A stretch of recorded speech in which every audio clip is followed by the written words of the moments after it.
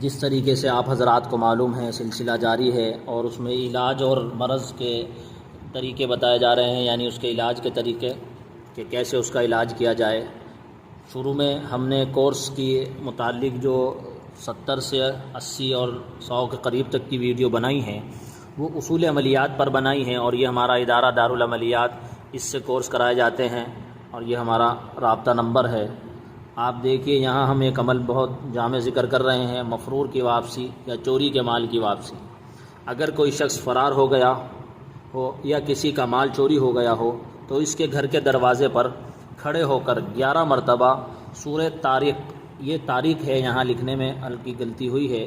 یہ طارق والسماء والطارق پوری صورت یہ 30ویں سپارے میں ہے، بآواز بلند پڑھیں لگاتار 3 روز تک انشاءاللہ، یعنی یہ صورت 3 روز تک پڑھنی ہے،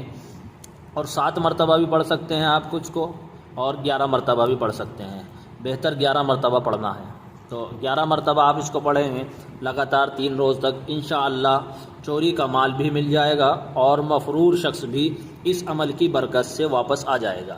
یہ عمل ہے،